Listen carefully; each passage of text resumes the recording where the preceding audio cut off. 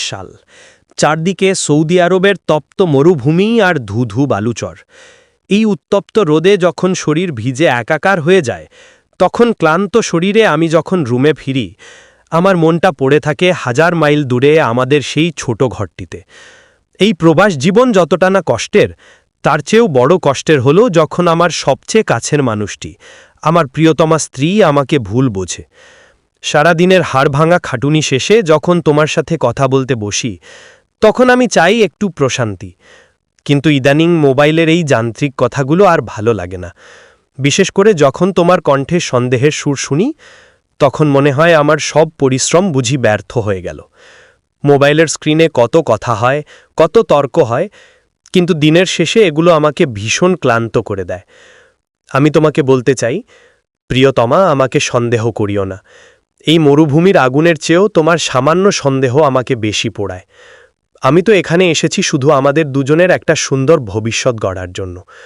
বিশ্বাস করো, আমার প্রতিটি নিঃশ্বাসে আর প্রতিটি প্রার্থনায় শুধু তুমিই আছো। আমি চাই না আমাদের সম্পর্কটা মোবাইলের এই ছোট স্ক্রিনে অকারণ তর্কে আটকে থাকুক। আমি চাই তুমি আমাকে একটু বিশ্বাস করো। তোমার সেই বিশ্বাসটুকুই হবে আমার এই কঠিন প্রবাস জীবনের সবচেয়ে বড় শক্তি। দূরত্ব হয়তো আমাদের শরীরকে আলাদা করে রেখেছে, কিন্তু মন তো একসাথেই আছে। চলো না আমরা আমাদের কথাগুলোকে আবার আগের মতো সুন্দর করে তুলি, যেখানে কোনো সন্দেহ থাকবে না, থাকবে শুধু অগাঢ় বিশ্বাস আর অপেক্ষা, যেদিন আমি আবার তোমার সামনে গিয়ে দাঁড়াব। সাল। চারদিকে সৌদি আরবের তপ্ত মরুভূমি আর ধুধু বালুচর। এই উত্তপ্ত রোদে যখন শরীর ভিজে একাকার হয়ে যায়, তখন ক্লান্ত শরীরে আমি যখন রুমে ফিরি, আমার মনটা পড়ে থাকে হাজার মাইল দূরে আমাদের সেই ছোট ঘরটিতে।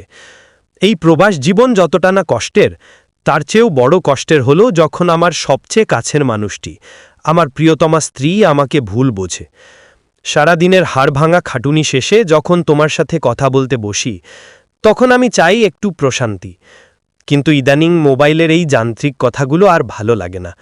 বিশেষ করে যখন তোমার কণ্ঠে সন্দেহের সুর শুনি, তখন মনে হয় আমার সব পরিশ্রম বুঝি ব্যর্থ হয়ে গেল।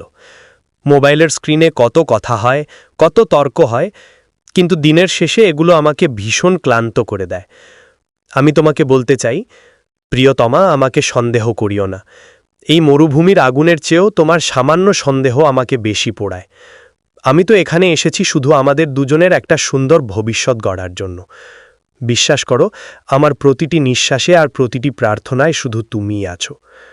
আমি চাই না আমাদের সম্পর্কটা মোবাইলের এই ছোট স্ক্রিনে অকারণ তর্কে আটকে থাকুক।